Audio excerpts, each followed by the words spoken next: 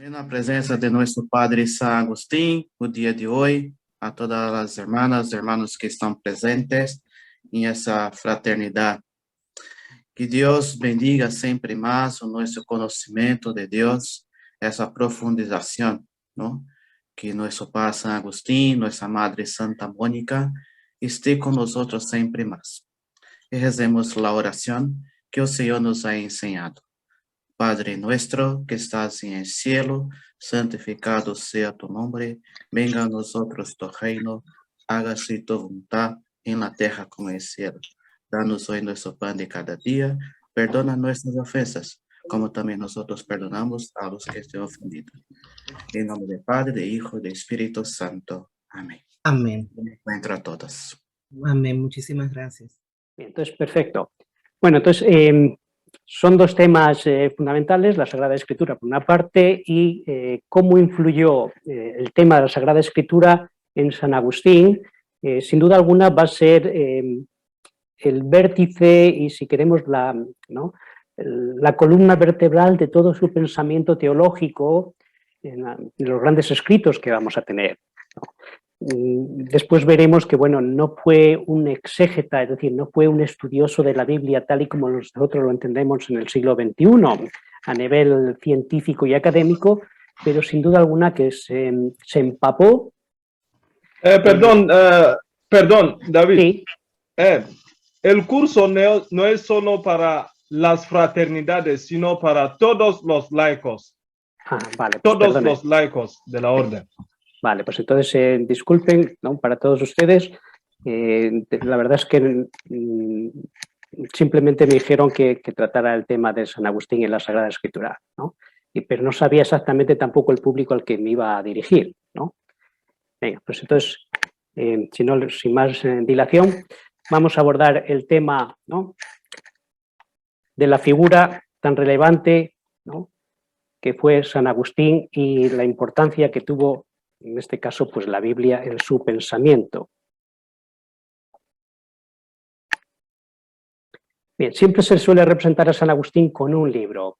Fue uno de los grandes pensadores de su época, y no solo de su época, sino que ha dejado escuela a lo largo de todos los siglos, de tal forma que se ha convertido, al margen de santo, de doctor de la Iglesia, pues sin duda en uno de los grandes teólogos que ha tenido la Iglesia en los últimos 21 siglos, y sin duda pues gran pastor, obispo.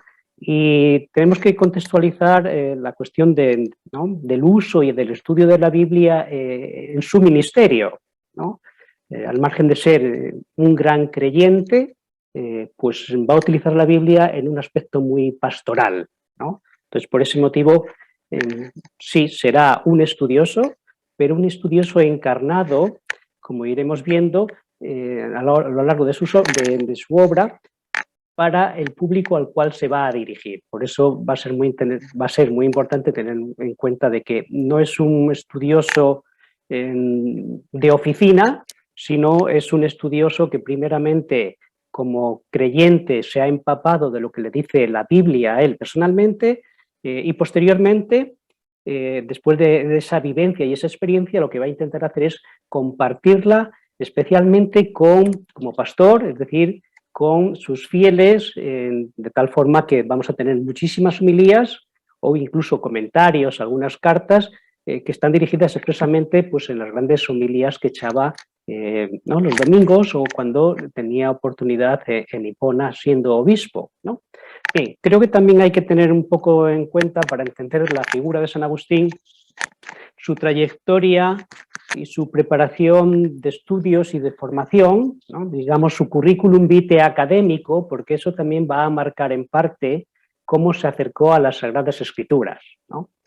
Entonces, conocemos que, ¿no?, vivió, bueno, pues, conocemos el Tagaste, conocemos a Madaura, es decir, la zona norte de lo que en aquella época era Numidia, la cuenca mediterránea, más o menos que tenemos hoy en Túnez y en Argelia, de esa zona, y en primer lugar tuvo una educación, digamos, de escuela primaria desarrollada en Tagaste, ¿no? La familia, como ustedes bien saben, pues su padre, Patricio, pues era un ciudadano romano y su madre Mónica parece ser que era más bien, no sé si tendría la ciudadanía, me imagino que no, pero en la casa generalmente solían hablar ¿no? el latín y San Agustín pues fue en ese sentido un pensador romano, por decirlo de alguna forma, en cuanto que compartió, digamos, el conocimiento, las tradiciones y sobre todo después veremos la educación típicamente de las escuelas romanas del norte de África, ¿no? Hasta el punto que él dice que sí que tenía algún conocimiento de la lengua púnica, es decir, del bereber, ¿no? Pero cosa rudimentaria, es decir, era otra lengua, digamos, autóctona que se hablaba ahí, pero no era la lengua, digamos, oficial del Imperio Romano, y dice que como mucho citó algún proverbio púnico, ¿no? En alguna predicación latina, pero no se desenvolvía en esa lengua.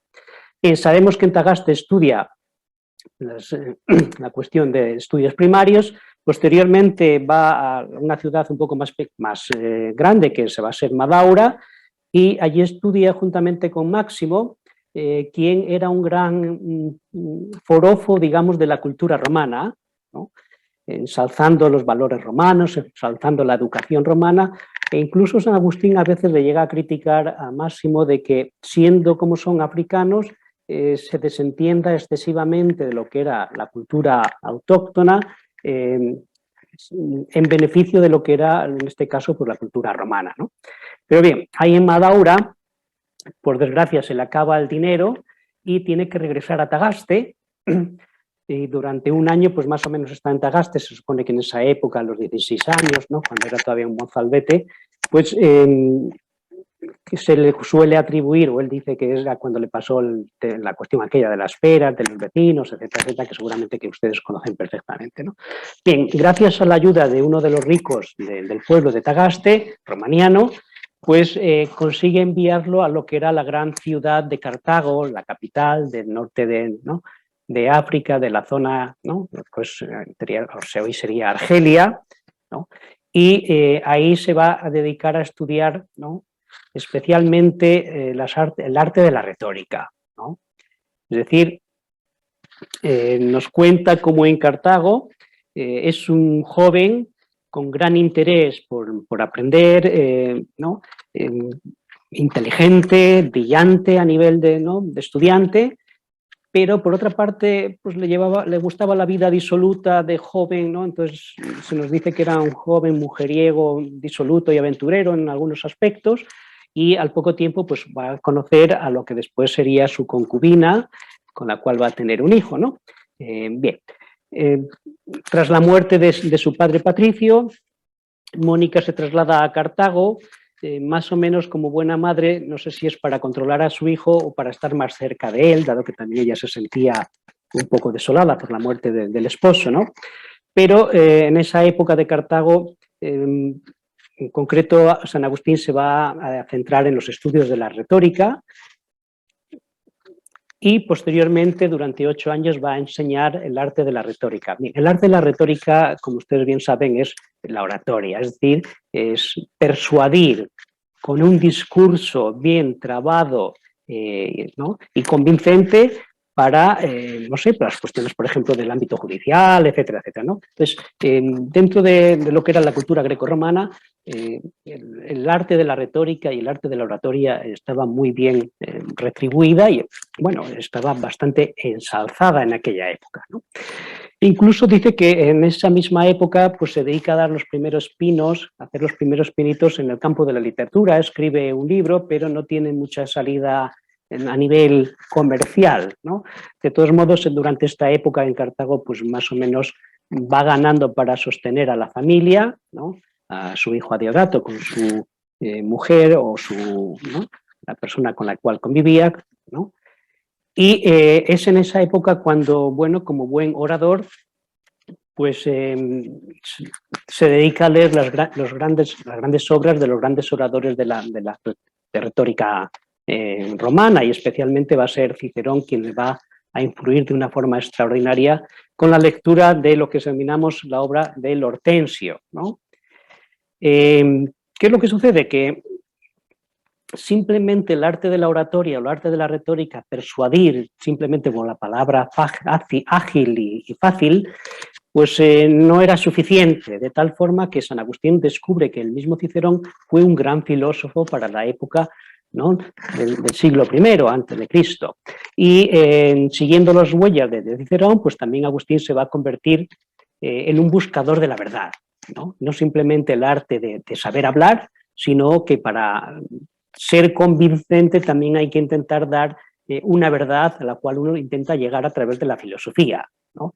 Y en esa búsqueda de la verdad vamos a tener pues un periodo de larga peregrinación intelectual. San Agustín fue un hombre inquieto, siempre se le va a conocer como corazón inquieto, pues incluso en el ámbito intelectual desde joven pasó por distintas etapas a nivel intelectual de búsqueda de la verdad de escuelas filosóficas de aquella época. Entonces, en concreto, tras leer el Hortensio y familiarizarse ampliamente con Cicerón, pues se va a convertir o se va a buscar la verdad en lo que era la filosofía del estoicismo, posteriormente pasará por el escepticismo, entra también dentro de un grupo cristiano que posteriormente será herético, que serían los maniqueos, y al final vuelve otra vez a lo que su madre Mónica le había inculcado de pequeño, que era la fe cristiana. Pero será un proceso paulatino, ¿no? Recordando pues de las historias que contaba su madre Mónica cuando era pequeño, ¿no? Mónica era cristiana mientras que su padre Patricio era pagano, pues regresa en esa búsqueda de la verdad a aquellas historias que había, ¿no?, recordado y rememorado de su madre y entra en contacto con las escrituras cristianas. ¿Qué es lo que sucede? Que buscaba la verdad filosófica en esas escrituras cristianas, pero por desgracia llega a la conclusión que estas escrituras cristianas, es decir, el Antiguo Testamento y el Nuevo Testamento, especialmente el Antiguo Testamento, pues a nivel retórico dejaban mucho que desear, eran historietas, pero no estaban bien contadas según el arte de la retórica, no eran persuasivas, el estilo de las escrituras eran deficientes comparado con los grandes discursos o con los grandes, ¿no?, libros escritos del arte de la retórica, de los clásicos. Pues en realidad la Biblia, es decir, ¿no?, el Antiguo y el Nuevo Testamento, pues dejaban mucho que desear, ¿no? Él es verdad que después veremos va a utilizar lo que se denomina la Vetus Latina o la Ítala, hablaremos después de ella, ¿no?, que es una versión de la Biblia traducida al latín, pero con ciertas deficiencias, ¿no?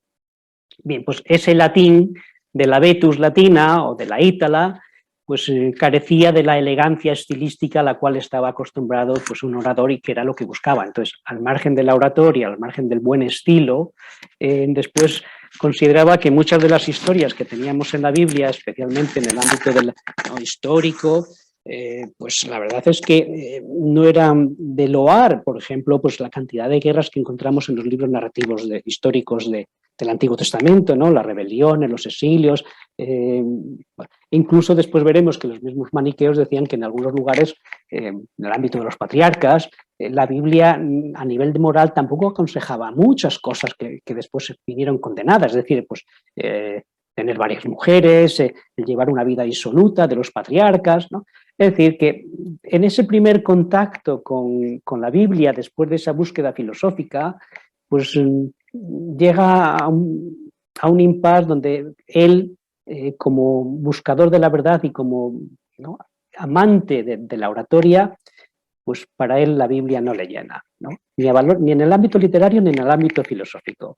De tal forma que, bueno, prosigue su trayectoria vital, conocen ya la historia, como dice, bueno, pues parece ser que los recursos económicos en Cartago, enseñando la oratoria, pues no eran muy halagüeños y aspiraba, lógicamente, pues a ir a la gran capital, sino a Roma, a donde estaba en aquella época la capital del imperio, que era Milán. Y por eso, ¿no?, el arte de la retórica, la gran capital, donde estaba asentado parte del imperio, pues le va a llevar a Milán. Bien, y ahí en Milán conoce a un personaje y entra en contacto con él, no porque tuviera interés en el contenido en sí, que va a ser San Ambrosio, ¿no? San Ambrosio era también un gran orador, era el obispo de la ciudad de Milán, y el mismo San Agustín nos va a decir que ¿no? Se va a acercar, ¿no?, a las homilías, es decir, a los días de domingo, cuando San Ambrosio oficiaba en la Catedral de Milán, se acerca no para escuchar el contenido en sí de lo que iba a predicar, sino para ver el arte de la retórica, y le apasiona la forma en que, ¿no?, San Ambrosio, pues, esa oratoria tan brillante, y paulatinamente esa oratoria va calando no simplemente en el arte de decir, sino sobre todo también en el contenido. Entonces, paulatinamente se va imbuyendo del contenido de las escrituras cristianas, ¿no? Entonces, él dice que, el texto dice más o menos: con interés profesional lo escuché conducir disputas ante la gente, pero mi intención no era la correcta. Entonces, Agustín simplemente quería escuchar cómo debatía Ambrosio, pues, con algún contrincante dialéctico, ¿no? Estaba evaluando su elocuencia para ver si coincidía con su reputación, porque era uno de los grandes, ¿no?, oradores de aquella época. Deseaba determinar si la disposición del discurso con la que el rumor lo acreditaba estaba realmente allí, o algo más o menos. Me aferré intensamente a sus palabras, pero me preocupé poco por su contenido, y de hecho lo desprecié, mientras permanecía allí deleitándome con su dulzura de su discurso. Por tanto, ese primer encuentro con Ambrosio le deja cautivarse por la forma de expresarse, por la oratoria, pero no así por el contenido de lo que él predicaba, ¿no? Bien, será precisamente este padre de la Iglesia, San Ambrosio, quien va a ayudar a San Agustín a encontrar un significado mucho más allá de lo que se está leyendo en el texto de la Escritura, es decir, de la Biblia, ¿no? Entonces, San Ambrosio va a leer a uno de los grandes alegoristas, ¿no?, del siglo III, que va a ser Orígenes, quien va a utilizar la alegoría. Es decir, la alegoría consiste, como por definirla de alguna forma muy sencilla, sería una metáfora prolongada. Parece ser que está hablando de esto el texto, pero en realidad está hablando de otra cosa distinta. Por poner un caso, leemos el Génesis y allí vemos que está hablando de Adán y Eva. Y entonces un alegorista diría: sí, ese es el primer sentido que podemos ver y observar, pero en realidad el texto está pensando más bien en María y en Jesús, por poner un caso así, ¿no?, típico de la alegoría. Es decir, sería una metáfora continuada. Quiere decir que en realidad el texto siempre tiene dos o incluso más significados, que es lo que hay que buscar, ¿no? Y lo importante no es el sentido literal de lo que estamos leyendo, sino sería más bien el sentido figurado que hay que encontrar y rebuscar, ¿no?, gracias también a la ciencia. Bien, entonces, gracias a esta teoría de la alegoría, pues diversos pasajes bíblicos que San Agustín anteriormente consideraba como absurdos y que eran de mal gusto, pues tenían un sentido mucho más profundo, ¿no?, y que estaban orientados a desvelar, ¿no?, quitar, dice San Agustín, quitar el velo del misterio para descubrir lo que serían las verdades eternas, ¿no? Bien, entonces, gracias a la trayectoria que tenía previamente del ámbito filosófico, especialmente al neoplatonismo, ¿no?, pues, y gracias a San Ambrosio, pues paulatinamente San Agustín va descubriendo pues, un sentido mucho más profundo ¿no?, y espiritual a las escrituras a las cuales él iba acercando, ¿no? Bien, entonces, en ese ámbito se va acercando a las escrituras, pero desde un ámbito intelectual. Todavía no es cristiano, digamos, no convencido, sino él intenta aplicar lo que está oyendo a San Ambrosio a nivel conceptual, pues decir, vamos a ver qué significado pudieran tener algunos textos que a él le causaban cierto estupor a la hora de la lectura de la Biblia, pero sin él imbuirse del contenido de esas escrituras, ¿no? Por eso digo ahí que es a nivel intelectual. Si damos un paso más adelante, una vez que ya se convierte, ¿no?, entonces lo primero que va a hacer una vez que se convierte es, incluso después cuando se ordena, va a pedir a su obispo que le deje 6 meses para profundizar en el estudio de la Biblia. Es decir, como cualquier predicador dice, antes de dedicarme a predicar algo, lo primero que tengo que hacer es imbuirme de eso que voy a predicar. Y entonces pidió, digamos, por decirlo de alguna forma, un año sabático para empaparse del estudio de la Biblia, ¿no? Y en ese sentido vamos a ver al personaje de San Agustín como en un principio es verdad que todavía tiene ciertas carencias del conocimiento de la Biblia porque prácticamente no se ha acercado a ella, pero paulatinamente pues va aumentando sus conocimientos y va profundizando y también vemos una cierta evolución en su trayectoria de creyente e incluso pues también de, ¿no? No sé qué pasa aquí con el color amarillo en las diapositivas. Entonces, digo que va aumentando sus conocimientos y también a nivel personal de dejarse empapar por esas escrituras, ¿no? Entonces, una cosa que va a quedar claro es prácticamente todas las escrituras que nos ha legado San Agustín, que son varios tomos, si ustedes quieren leer el tomos de la BAC, son con más de 30, pues vemos que la Biblia aparece en todos sus libros, ¿no? Por eso la Biblia va a tener un gran influjo en todo lo que es el pensamiento agustiniano, el pensamiento de San Agustín. Eso se ve claramente si cotejamos el vocabulario, muchas citas bíblicas o incluso si no son citas exactas, tenemos muchas alusiones al texto bíblico. Por tanto, la Biblia es recurrente en todo tipo de argumentación de San Agustín. Tenemos que tener en cuenta que estamos en una sociedad totalmente, es decir, donde la religión recorre prácticamente toda la vida de los, ya fueran incluso paganos, es decir, que había otros dioses, todavía no estamos en la época donde todo el Imperio Romano es cristiano, pero paulatinamente, ¿no? Pero todo el mundo es creyente en algo, ¿no? O busca esas creencias, es decir, no existen todavía, por decirlo de alguna forma, el tipo de ateísmo que tenemos en nuestras sociedades modernas, sino que, bueno, pues hay grandes filósofos que lógicamente dudan del monoteísmo, etcétera, etcétera, pero digamos que generalmente se aceptan siempre las divinidades.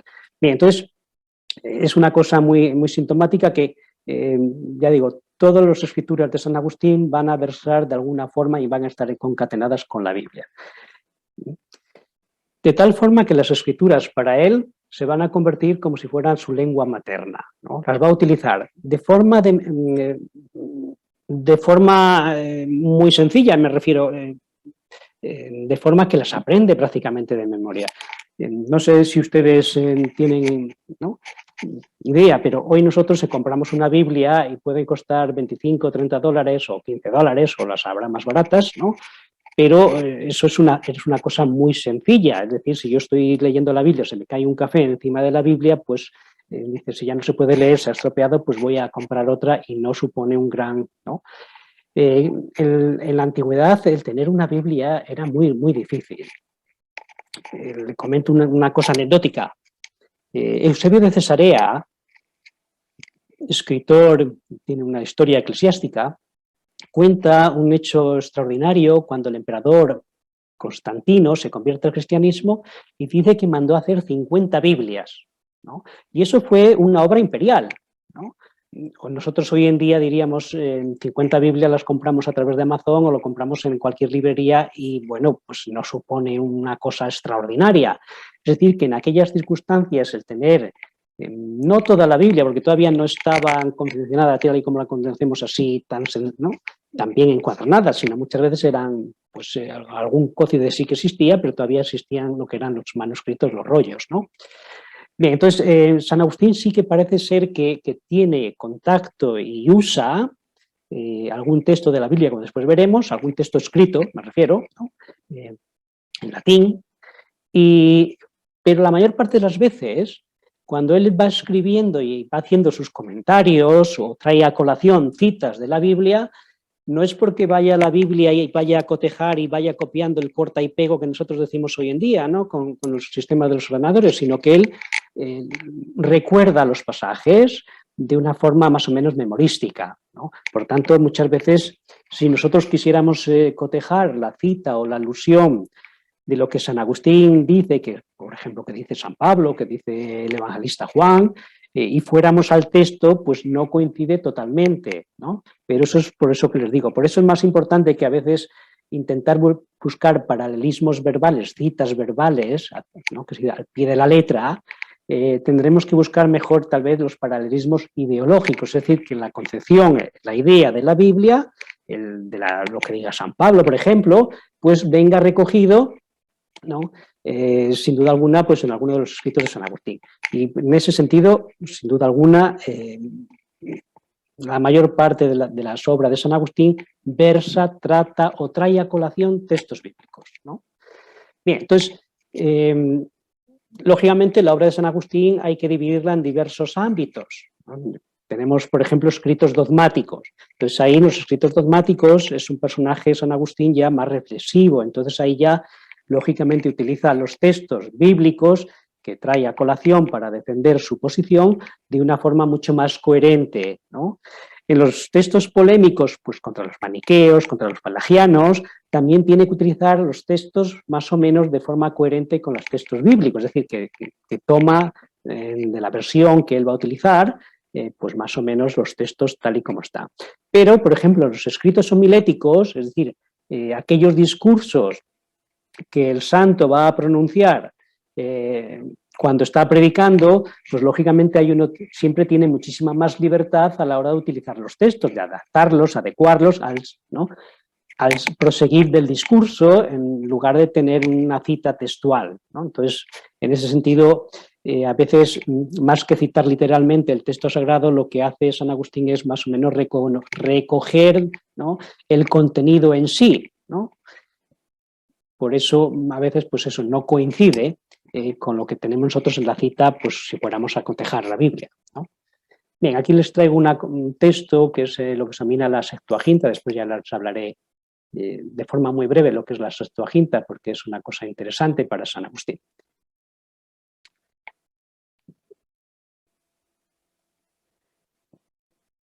Bien, ¿qué tipo de interpretación o cómo se acerca San Agustín a la Biblia, ¿no? Al margen de como lector para empaparse a nivel espiritual, lógicamente también se acerca de una forma intelectual. Él también fue uno de los grandes pensadores, y había sido previamente, ¿no? En búsqueda de la verdad. Entonces él tiene interés por llegar a entender la escritura de alguna forma, ¿no?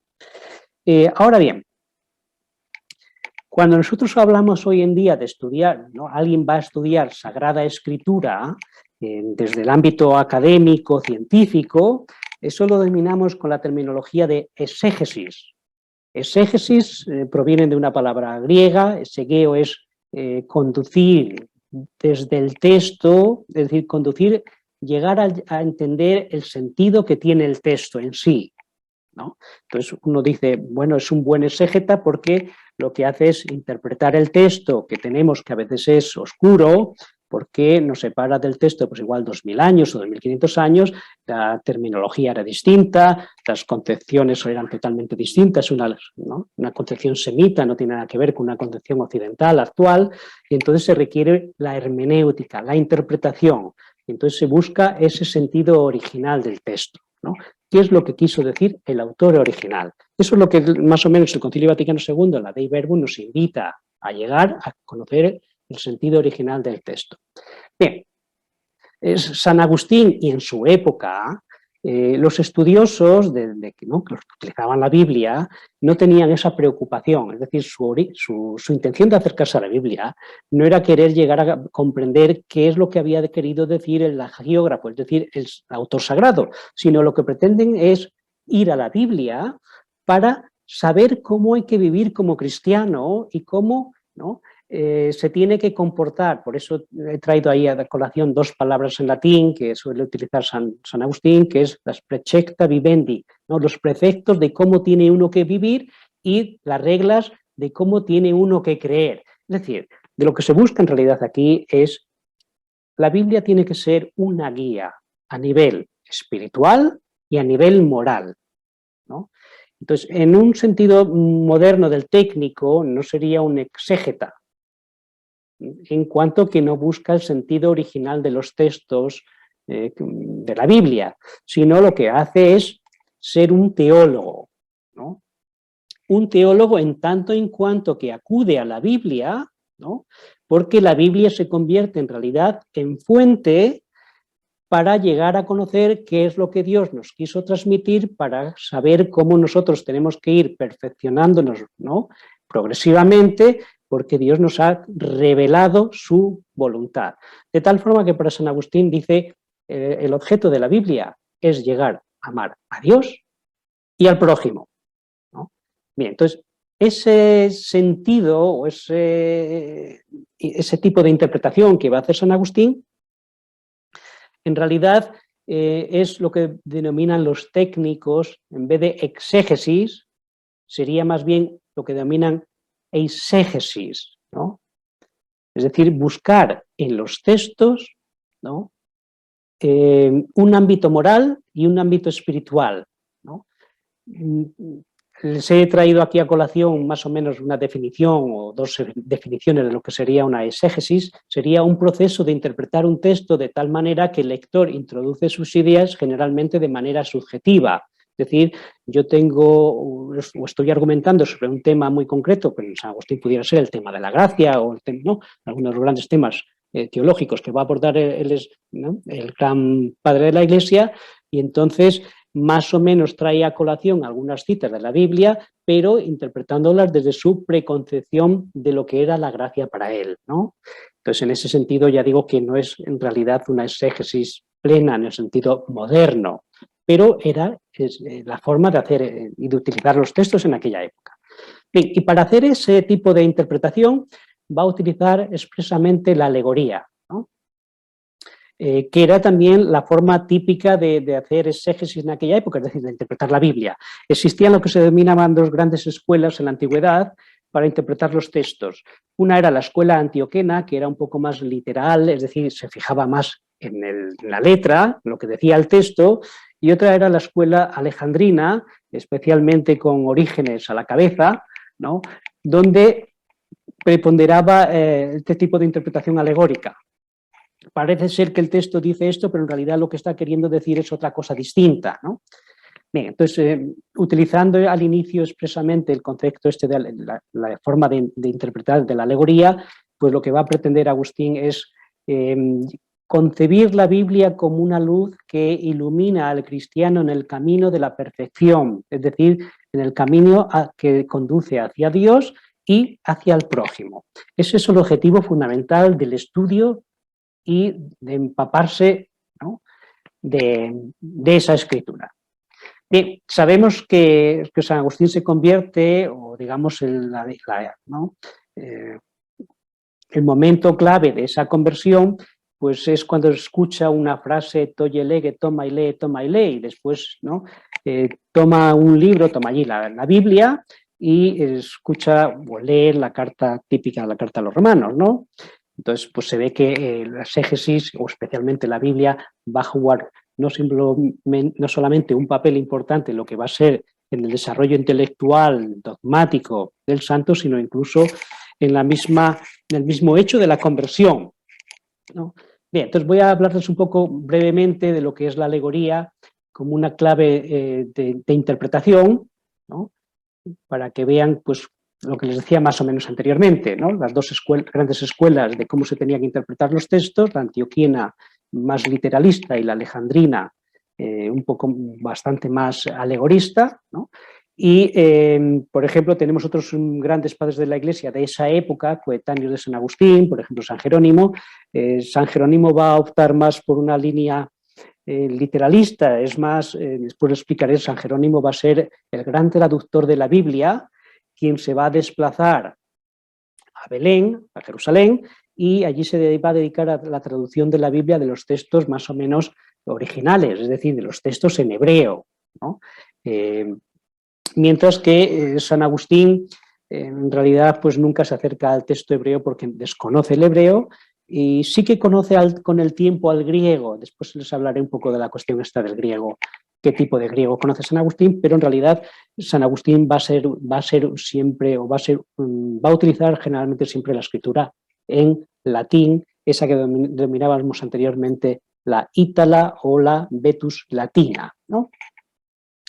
Bien, pues ya en esa época era típico encontrar distintas interpretaciones, ¿no? Clásicas. Por ejemplo, San Jerónimo va a hablar de que hay una interpretación histórica. Histórica es lo que nos va a decir el texto, ¿no? Pero después también una interpretación tropológica.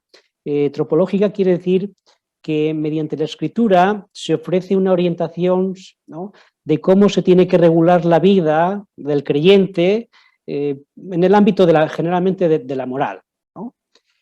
Y después tiene un sentido también espiritual. Por tanto, un texto pudiera tener tres sentidos distintos, ¿no? San Agustín va a utilizar también ese tipo ¿no?, de diversas modalidades de interpretación de los textos.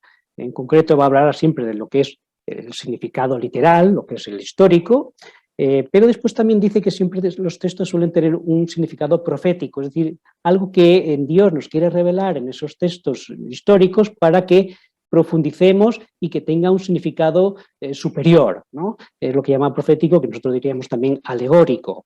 Y en algunos lugares pues va a decir que los textos bíblicos van a tener incluso 4 distintas interpretaciones y que todas son queridas por Dios, ¿no?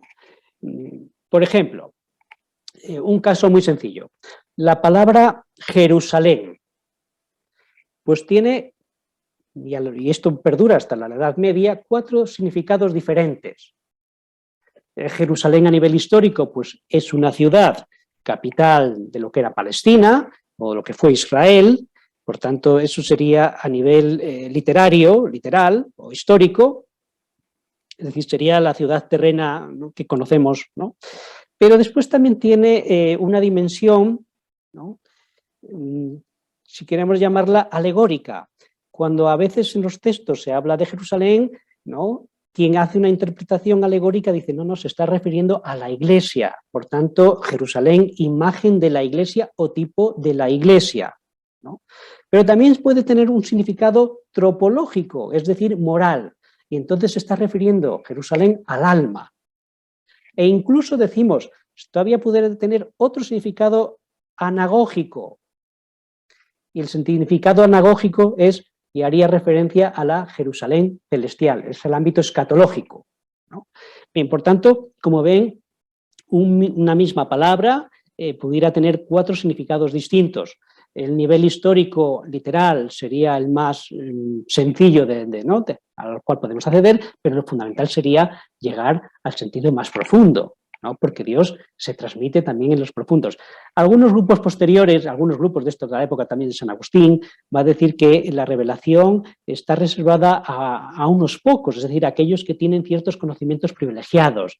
Son grupos sectarios, especialmente dentro de los grupos gnósticos, de los cuales no voy a hablar aquí, ¿no?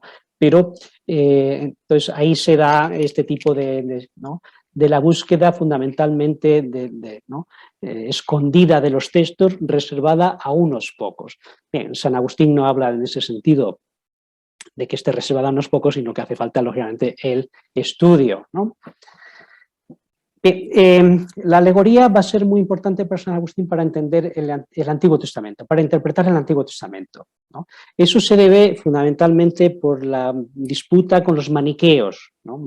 San Agustín durante una época fue maniqueo, pero después se convirtió en uno de los grandes aladides en contra de los maniqueos.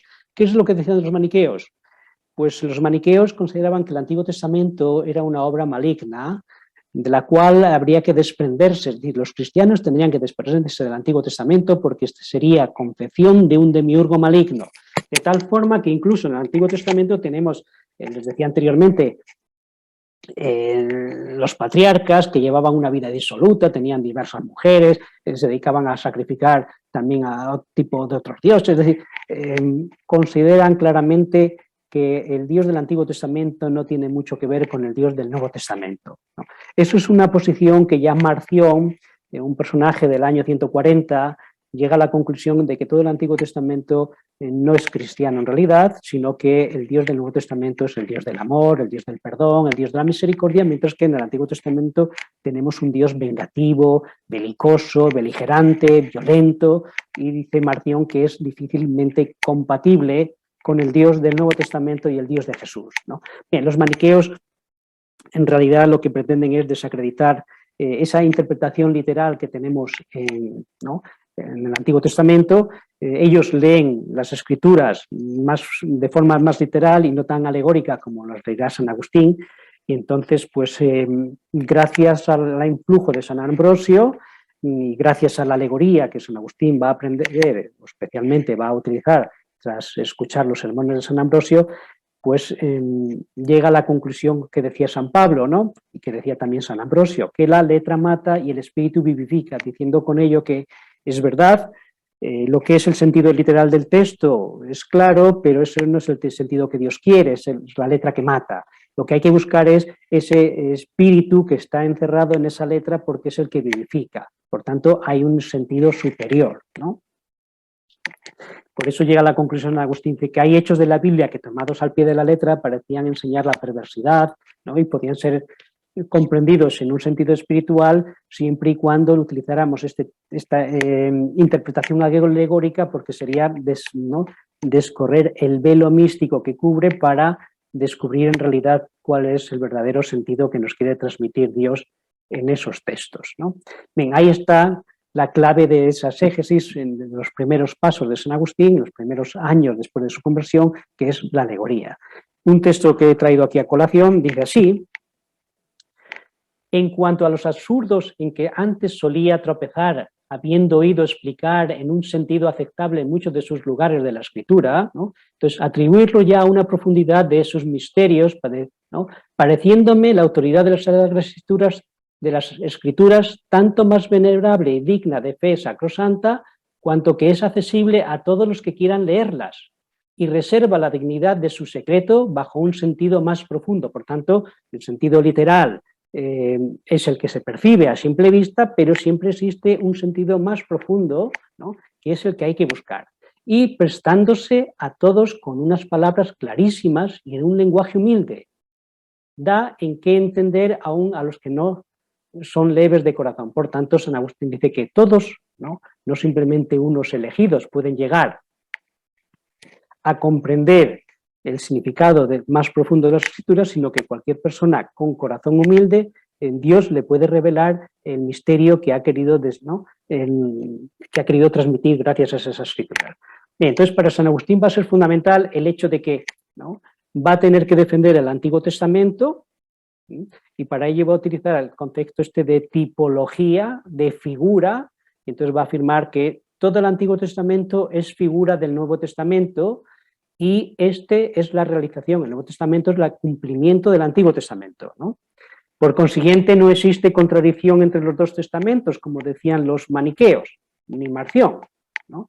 Dado que es un mismo espíritu quien ha inspirado a los dos testamentos, ¿no? Pero, lógicamente, hay cierta diferencia entre ellos. Eso por una parte.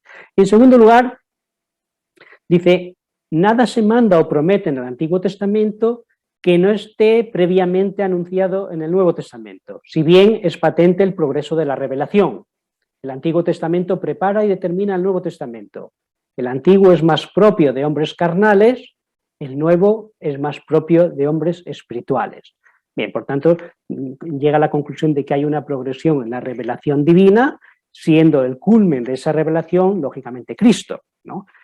Y todas las personas, lógicamente, pues el Antiguo Testamento está en orientación para poder entender el Nuevo Testamento, pero el Nuevo Testamento sería el culmen. Bien, no obstante, al margen de esta interpretación más o menos alegorista, sin embargo, también San Agustín va a tener cierto interés por el sentido literal de los textos, es decir, buscar qué es lo que nos dice exactamente la Biblia, ¿no? Es decir, importa también lo que dice el texto en sí, porque a veces, si no, la alegoría se puede escapar de las manos, ¿no?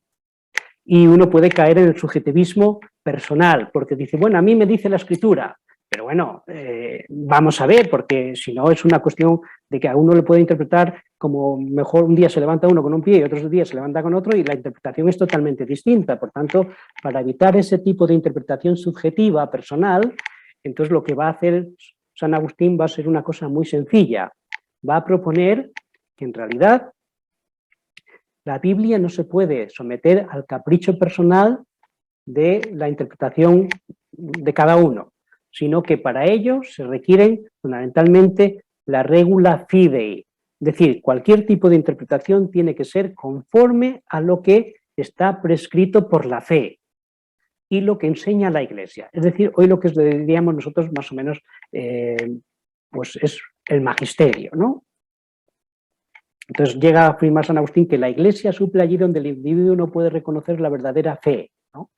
Por tanto, para San Agustín es verdad, uno se puede acercar a las Escrituras con buena fe, pero siempre las interpretaciones que uno puede hacer tienen que estar supeditadas, sin duda alguna, al hecho típico de, ¿no?, la regula de la fe, eso que cree la Iglesia y, por tanto, al magisterio, ¿no? Entonces, en primer lugar hay que interpretar conforme va a decir, ¿no?, las últimas etapas de su vida, los últimos decenios de su vida, dice hay que interpretar la letra, bien, de forma literal, pero fundamentalmente en el ámbito espiritual místico o misterioso, ese profundo, tiene que estar también conforme a la interpretación clásica dentro de la Iglesia, ¿no? Así no se cae, después dice, en blasfemias ni herejías, ¿no? Bien, en caso de que pudiera haber ciertas contradicciones entre lo que uno lee y lo que dice la ciencia, ¿no?, es un típico caso que después se puede, si quieren, podemos hablar sobre él, por ejemplo, el tema de la creación, ¿no?, que, bueno, a partir de Darwin, pues creó ciertas dificultades y la Iglesia a lo largo de la historia pues ha tenido ciertas dificultades con algunos elementos de ámbito académico, científico, ¿no? Pues no sé, el caso Galileo Galilei o el caso Darwin, etcétera, etcétera, ¿no? La creación del mundo, me refiero. Entonces, ¿qué es lo que dice San Agustín cuando él se acerca a la Biblia y desde las ciencias de su tiempo, que lógicamente no estaban tan desarrolladas como en la actualidad, llega a la conclusión de que parece que hay una cierta contradicción entre lo que dice la Biblia y lo que dicen las ciencias? Entonces San Agustín va a llegar a decir que en caso de incompatibilidad, y subrayo aparente, ¿no?, la ciencia debe ceder el puesto a la Biblia, es decir, es imposible que una misma revelación que proviene de Dios pueda ser contradicha o se pueda contradecir por la ciencia, porque las ciencias también vienen de Dios. Ante lo cual llega a decir, es probable que en estas circunstancias personales no entienda la Escritura, pero con el tiempo Dios me puede revelar el significado profundo de ese tipo de contradicción aparente que encuentro entre las Escrituras, ¿no? Por eso va a dar siempre relevancia más a la Biblia que a los textos del ámbito científico. Ya digo, pues eso después se ha discutido muchísimo, por ejemplo, el tema de la creación. Nosotros cuando vamos a las escuelas, cuando vamos a los institutos o bueno, en el ámbito universitario, siempre decimos, bueno, pues la creación tal y como viene descrita en el Génesis, pues parece ser que no encaja bien con lo que estudiamos en ciencias, de la evolución, etcétera, etcétera, ¿no? Bueno, pues San Agustín en aquellas circunstancias pues va a llegar a decir que la ciencia está supeditada a la Biblia, ¿no? Era cuando también la Biblia se consideraba como un libro científico, ¿no?, al cual se acudía para buscar, lógicamente, conocimientos científicos. Es el caso típico de Galileo Galilei, que si la Tierra era redonda o no era redonda y quién se movía, el Sol o la Tierra. Pero son casos que ustedes ya seguramente también conocen, ¿no? Bien, otro de los elementos es que de los pasajes oscuros que tenemos que intentar interpretarlos, los pasajes oscuros, gracias a otros pasajes que sean mucho más claros, ¿no? Y gracias, lógicamente, a que ya la Iglesia nos ha podido orientar de cómo tenemos que interpretar los textos, ¿no? Bien, la regula fidei más o menos ya les he indicado a qué se refería, es decir, eso, lo que está estipulado que se tiene que creer, ¿no?, dentro del magisterio. Entonces tenemos aquí una cita, no se la voy a leer porque no es un poco extensa.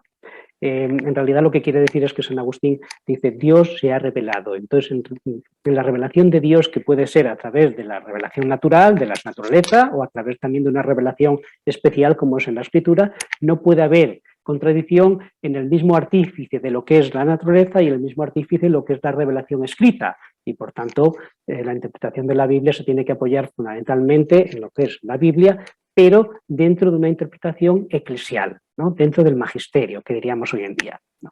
Más o menos es lo que quiere llegar a, ¿no? Entonces, el exégeta, el estudioso, cuando cree que hay una contradicción, tiene que obedecer, sin duda alguna, a lo que dice, ¿no?, la tradición eclesial y a lo que dice el magisterio.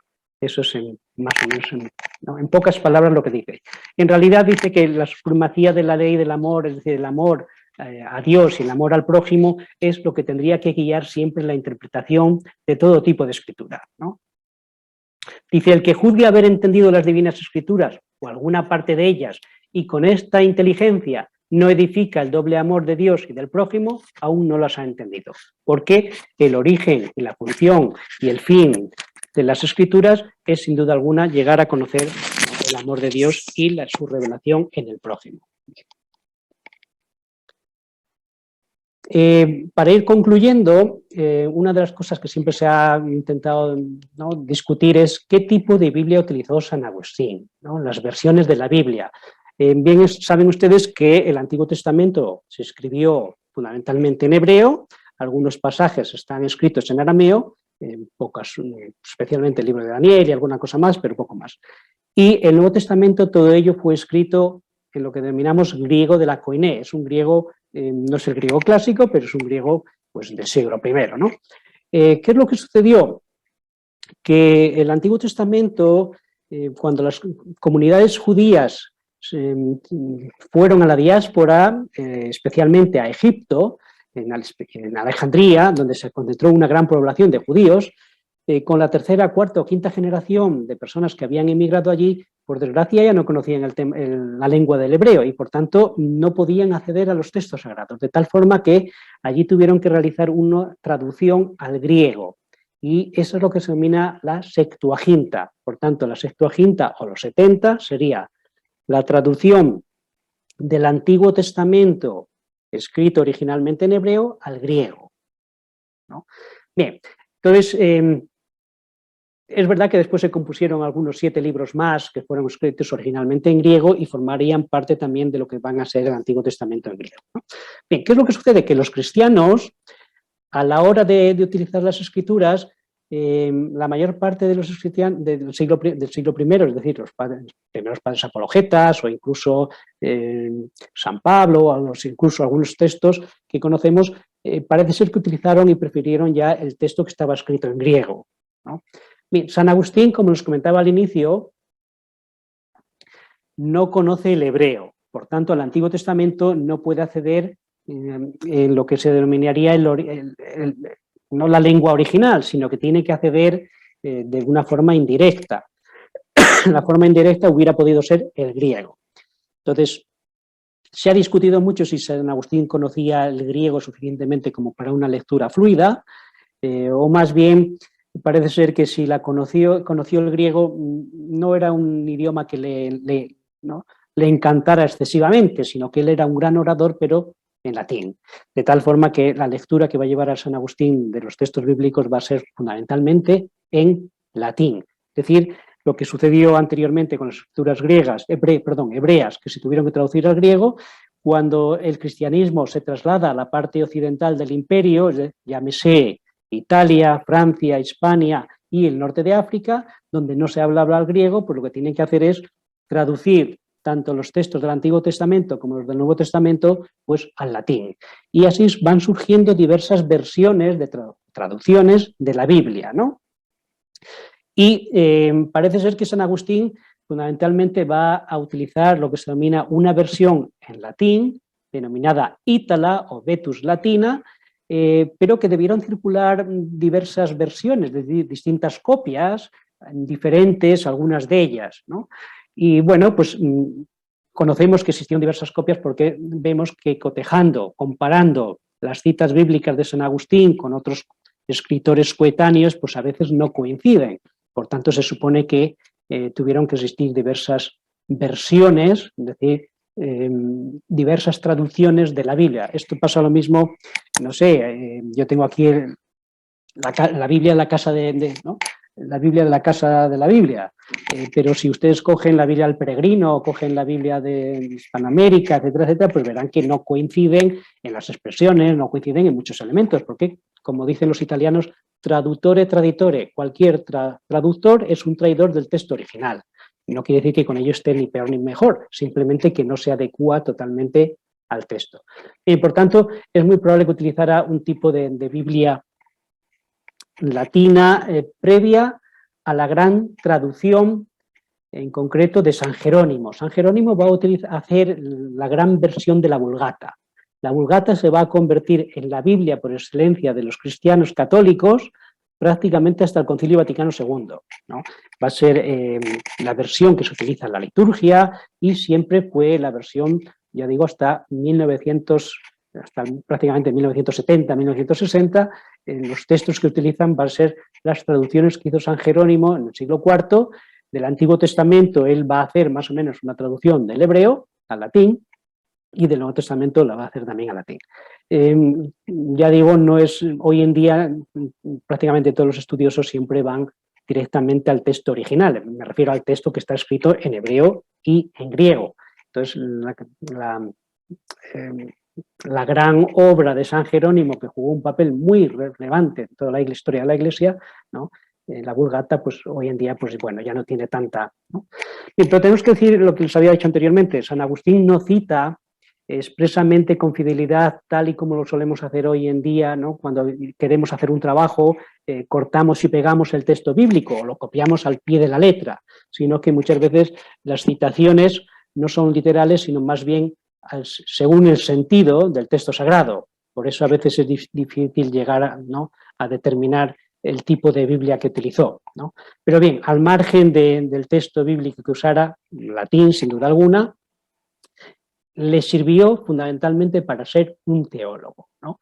Y es un teólogo preocupado por las problemáticas de carácter dogmático, por tanto no es un biblista ad sensum tal y como lo entendemos hoy en día, ¿no? Sino lo que pretende es discutir en algunos casos en textos apologéticos contra los apologistas o digamos contra los maniqueos, contra los pelagianos, y entonces tiene que rebatir con textos bíblicos, ¿no? O cuando quiere argumentar de forma dogmática, pues lógicamente se tiene que remitir también y utilizar los textos de la Biblia, ¿no? Pero no se dedica San Agustín a estudiar la Biblia por el arte de estudiar la Biblia, sino simplemente como un hombre creyente, se deja empapar por el lenguaje y por el mensaje de la Biblia, y en el ámbito académico y homilético, pues lógicamente como buen pastor y buen predicador, las temáticas va a ser siempre, pues lógicamente la Biblia, cuando tiene que predicar, ¿no? Y a nivel dogmático, pues es fundamental para fundamentar eso que pretende, no sé, el tema de la gracia, con San Pablo, por ejemplo, ¿no? Y como les decía anteriormente, muchas de las interpretaciones que va a hacer de la Biblia, especialmente en su primer periodo después de la conversión, van a ser fundamentalmente de ámbito alegórico. Hoy en día, ese tipo de interpretación alegórica es muy difícil encontrarlas en los estudios académicos, no se suele utilizar, ¿no? Pero no podemos juzgar a San Agustín con las gafas ni con los criterios del siglo XXI, sino que el objetivo de San Agustín es totalmente distinto del objetivo que tiene un científico académico del siglo XXI. Por tanto, no sería justo juzgar con los mismos parámetros, ¿no? Entonces, él hace la exégesis o él hace la interpretación conforme a lo típico de aquella época, buscar el sentido moral y espiritual de los textos para edificación del creyente como guía moral y espiritual para acercarse a Dios, ¿no? Entonces el objetivo fundamental era el fin espiritual, ¿no? Bien, tenemos diversas obras que tratan de cómo se tiene que hacer más o menos la interpretación. Por ejemplo, os he puesto aquí 3, 4, 5 libros fundamentales de doctrina cristiana. Es un texto donde más o menos vienen recogidos algunas ideas, ¿no? de cómo hacer la interpretación, de cómo hacer exégesis. San Agustín no tiene en sí lo que diríamos un libro específico de cómo se tiene que abordar el texto bíblico, cómo hay que acercarse a él, pero se puede ir recabando a lo largo de todos sus escritos qué metodología utilizaba, ¿no? Y especialmente en el libro este de doctrina cristiana. San Agustín va a ser uno de los autores que más va a utilizar a Ticonio, que escribió, ¿no?, la regla de los libros, y entonces Ticonio sí que tenía expresamente un manual de cómo acercarse a los textos bíblicos. Bien, la otra gran obra que tiene es las confesiones, sin duda alguna. De ahí viene a lo largo de todas las confesiones pues, distintas formas de hacer exégesis, ¿no? Una obra donde ya es un poco más tardía es, ¿no?, cómo interpretar el Génesis más o menos de forma literal, pero entendido de forma literal del tiempo de San Agustín, no de la forma literal tal y como entendemos hoy en día, ¿no?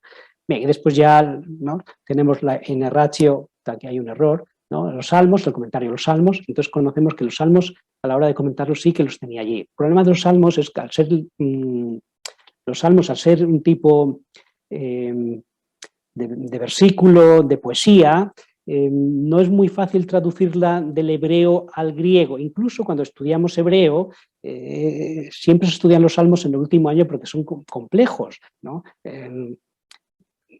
La poesía es difícil de traducir, entonces no está muy bien traducida al griego y menos todavía al latín, de tal forma que San Agustín en muchas ocasiones tiene que recurrir, cuando está haciendo la interpretación del texto latino de los salmos, tiene que recurrir y cotejar con el texto griego para ver si la palabrita está bien adecuada o no, ¿no? Pero bien, por eso sabemos que también sabía, San Agustín sabía algo de griego para poder cotejar, ¿no?, los manuscritos. Bien, finalmente la Civitate Dei. Bien, por tanto, la conclusión a la que yo llegaría es: fue un gran hombre de la Biblia. Todo lo que escribió está permeado, ¿no?, empapado de la Biblia, pero entendida y haciendo la interpretación de la Biblia conforme a los parámetros de su época. Fue un hombre de su época, de su tiempo, y lógicamente hay que insertarlo en ese contexto cultural, religioso, apologético contra los maniqueos y contra los pelagianos, y entonces a eso le llevó, pues, a utilizar los diversos métodos exegéticos que existían en su época. Pues yo creo que con esto, ¿no?, les agradezco la atención y